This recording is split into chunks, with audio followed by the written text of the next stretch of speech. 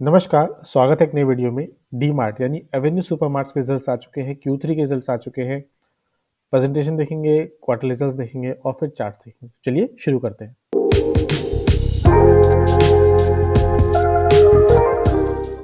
Snippet देख लेते हैं क्विकली। स्क्रीनर ने हमको बताया है ईयर ऑन ईयर सेल्स बढ़ी है 18%। याद रखिए, ईयर ऑन ईयर, क्वार्टर ने ईयर ऑन ईयर बढ़ी है 18%।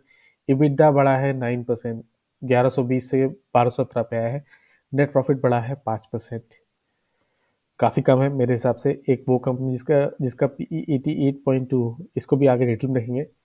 कंपनी के रिजल्ट्स में हम चलेंगे क्वार्टरली रिजल्ट्स में, तो हमको ऐसा कुछ भी देखने को मिल रहा है, तो सीधा कंसोलिडेटेड रिजल्ट देखेंगे। कंसोलिडेटेड में एवेन्यू सुपरमार्ट के अलावा उनकी जो सब्सिडीज है, जैसे e commerce, retail trades, food plaza वगैरह, इन सबका रिजल्ट जोड़ के आ रहा है। तो अगर आप देखोगे कि इनके क्वार्टर, ये जो सेकंड कॉलम है ये लास्ट क्वार्टर का है, Q2 का। ये है फर्स्ट कॉलम जो है Q3 है। ये लास्ट ईयर से कंपेयर करने के लिए लास्ट ईयर का Q3 है। तो अगर देखोगे क्वार्टर वैल्यू तो जरूर बढ़ी है, टोटल इनकम जरूर बढ़ी है, लेकिन एक्सपेंसेस भी उतने ही बढ़े हैं। हर जगह से एक्सपेंसेस बढ़ते हुए नजर आ रहे हैं। नए इन्होंने स्टोर्स ओपन किए थे, उसके भी खर्चे हैं, तो टोटल एक्सपेंसेस देखोगे ये भी बढ़ के आ रहे हैं। तो डिफ्रेंशिएट आप देख करोगे अब लास्ट क्वार्टर से, तो 14,444 था और जो एक्सपेंस था वो 13,574 था। इस बार देखिए revenue from operation, total income देख लीजिए, तो 15,996 है, लेकिन एक्सपेंसेस भी उतने ही बढ़ के आए। तो प्रॉफिट टैक्स तो जरूर बढ़ के आया है, नेट प्रॉफिट भी बढ़ के आया है, लेकिन इसमें एक्सपेंसेस भी बढ़ के आए हैं। तो एक वो कंपनी, अगर आप क्वार्टरली पी आपने देखा 88.2, एक वो कंपनी जिसकी ईयर और ईयर ग्रोथ किस तरह है, क्वार्टर ग्रोथ किस तरह है, और पीई क्या वो सेटिस्फाई करता है, ये हमको देखना है। टोटल स्टोर्स बढ़ के हो गए 37, इनकी प्रेजेंटेशन सही हमने निकाला है। और हम देखेंगे कि इनकी जो स्टोर वाइज एडिशन है, किस तरह से स्टोर हर साल बढ़ते जा रहे हैं, हर क्वार्टर में बढ़ते जा रहे हैं, फाइनेंशियल ईयर में इन्होंने डिपेक्ट किया है। इंटरेस्टिंग चीज इसमें क्या है कि लाइक फॉर लाइक ग्रोथ, यानी कि सेम स्टोर से ग्रोथ कितनी आ रही है, सेम जैसे जुबलियंट में हम देखते हैं वैसे इसी तरह देखते हैं। तो लास्ट क्वार्टर से तो काफी बढ़ के आई है, लेकिन अगेन लास्ट ईयर की Q3 से भी बढ़ के आई है, 8.3 आई है। लेकिन ये सेल्स है, याद रखिए, लाइक फॉर लाइक ग्रोथ में हम सेल्स नंबर देखते हैं, हम प्रॉफिट नहीं देखते। तो ये आपको जरूर बढ़ा हुआ दिख रहा है, लेकिन आप जब इनकी फाइनेंशियल समरी देखोगे आप, तो वहाँ ये स्थिति नहीं है। फाइनेंशियल 25 में आप देखोगे कि कितना रेवेन्यू किया है इन्होंने। ये जो आप स्लाइड ये देख रहे हो नंबर 43 to 7, ये 9 महीने का है, यानी फाइनेंशियल में भी 3 क्वार्टर बीत चुके हैं, Q1, Q2, Q3। उसमें उन्होंने सेल ज़्यादा की है लास्ट ईयर के Q3 से, लेकिन क्या EBITDA मार्जिन बढ़े हुए हैं? आप देखिए 8.2 का मार्जिन है, और पिछले 9 महीनों में लास्ट ईयर के फाइनेंशियल ईयर के 9 महीनों में 8.5 का मार्जिन था, यानी कि EBITDA मार्जिन घट रहे हैं। सेम कहानी आपको पैट को मिल रही है, 5.3 है इस बार 9 महीनों में, और इस बार देखिए 5.6 से घट के 5.3 है। तो सेल्स जरूर बढ़ रही है, लेकिन प्रॉफिट मार्जिन नहीं बढ़ रहे हैं। अब 88.2 का हमने पीई तो देख लिया, लेकिन अगर आप इसको ट्रेडिशनल देखोगे, अगर आप, तो ये 100-300 के ऊपर रहता था। अगर आप इसका मीडियन भी देखोगे 5 साल का, वो भी वो 123 है, उससे भी नीचे बैठा हुआ है। तो अपने मीडियन पीई से भी नीचे बैठा हुआ है, ये बात ध्यान रखनी है। कंपनी के साथ एडवांटेज क्या है, अगर आप इसके इन्वेस्टर्स में जाओगे, तो प्रमोटर ग्रुप पूरी फैमिली लंबी चौड़ी, अगर आप स्पेंड करके देखिएगा, 100 तरह की फैमिली और रिलेशन है। 75% मार्केट ऑलमोस्ट इसका लेके बैठे हुए हैं, तो नंबर ऑफ फ्लोट्स जो शेयर हैं वो बहुत काफ़ी कम है, इसलिए थोड़ा वैल्यू हाई भी मिलता है। एफ आई ने देखिए हल्की सी पोजीशन बढ़ाई है, डी आई अपनी हल्की सी पोजीशन बढ़ाई है। डी एफ आई को एक्सपेंड करने पे ऐसे कुछ दिखता नहीं कोई बड़ा एफ आई, लेकिन डी आई को आप एक्सपेंड करोगे ना, देखोगे कि इसमें म्यूचुअल फंड जो है वो अपनी पोजीशन कट कर रही है, 2.68, 2.7, 1.9, 1.3। तो हर वक्त पोजीशन कटता है। आईसीआईसीआई पोटेंशियल देखोगे, ये भी 1.78 से 1.65। तो डी ने अपनी पोजीशन थोड़ी सी कट की है, पब्लिक ने अपनी पोजीशन भी हल्की सी कट की है।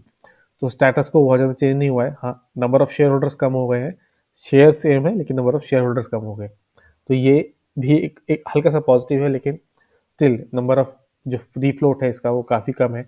अब तो डीमार्ट फ्यूचर ऑप्शन में भी आ गया है शायद, अगर मैं करेक्ट हूँ तो आगे देखने को मिलेगा। तो हम क्या देख रहे हैं, ग्रोथ उतनी नहीं है, ईयर ऑन ईयर उतनी ग्रोथ नहीं है।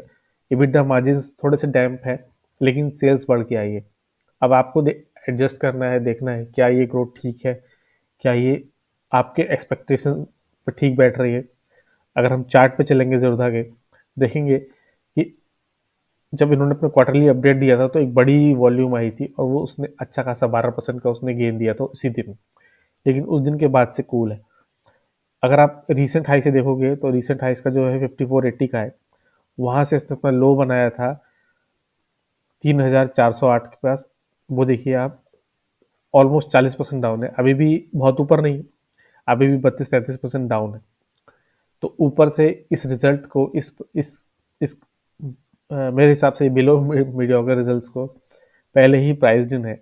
अगर आप इसमें मूविंग एवरेज लगाओगे तो तीनों मूविंग एवरेज के नीचे है, काफ़ी पहले डेथ क्रॉस बन चुका है। डेली सेट अगर आप वीकली बेस पे लगाओगे ना, सेम कहानी देखने को मिलेगी। ये जो सपोर्ट लाइन नीचे ड्रॉ की है, ये काफ़ी लॉन्ग टाइम पे सपोर्ट है, ये मंथली पे आपको और भी क्लियर दिखाई देगी। लेकिन आप अगर वीकली भी देखोगे तो अगेन वीकली मूविंग एवरेज 200 के नीचे है, और अगर आप देखोगे तो ऊपर से 50 और 100 वीकली एवरेज भी नीचे की तरफ आ रही है, उनका इंक्लाइनेशन नीचे की तरफ है। एडवांटेज क्या है कि डाउन साइड कम है, 36 से है नीचे 33 का, 300 पे ही लेवल पे सपोर्ट है, लेकिन ऊपर ग्रोथ के चांस बहुत है। किस तरह से पिटा है, किस तरह से मार्केट इसको लेता है, उस पर डिपेंड करेगा। मंथली बेस पे अगर आप ये ड्रॉ करोगे तो आपको दिखेगा कि ये जो सपोर्ट जो लाइन मैंने ड्रॉ की थी, ये मंथली बेसिस पर है। एक सपोर्ट यहाँ पर था देखिए, फिर 3 बार इस पे सपोर्ट लिए तो बड़ी सी डोजी बनी, फिर इस लेवल पे सपोर्ट लिया गया, वापस आया, फिर इस लेवल पे यहाँ पे सपोर्ट एक बार पहले ही ले चुका है। तो 3383 आप समझ लीजिए कि 3400 के पास इसका एक अच्छा सपोर्ट है। लेकिन क्या ये मजबूत सपोर्ट है? नहीं। 50 अगर आप देखोगे जो मंथली है तो 50 मंथली एक्सपोनेंशियल के भी नीचे है।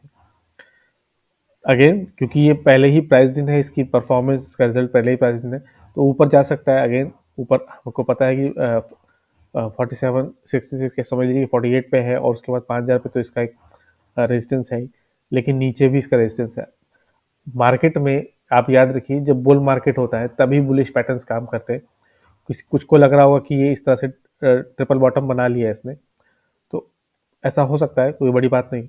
बट मार्केट में जो बुलिश चार्ट्स होते हैं वो बुल मार्केट में ही मोस्टली वर्क करते हैं, और बैरिश मार्केट में बैरिश जो पैटर्न्स होते हैं वही ज़्यादातर एक्टिव होते हैं।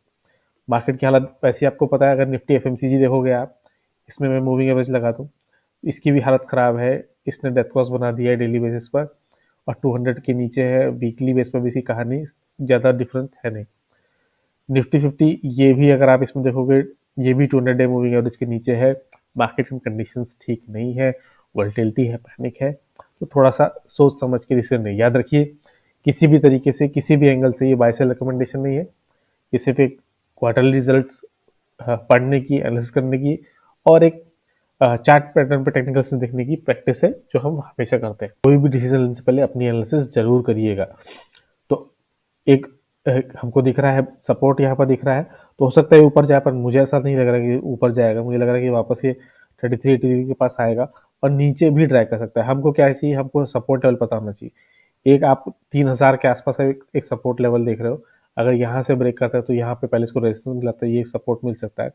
इसके नीचे भी चला जाए तो मुझे कोई सरप्राइज नहीं होगा। इसके नीचे भी मेरे को 2500 से लेकर 2600 के बीच में यहाँ पर एक लेवल दिख रहा है, जो एक लेवल हो सकता है जहाँ पे जाके सपोर्ट ले सके।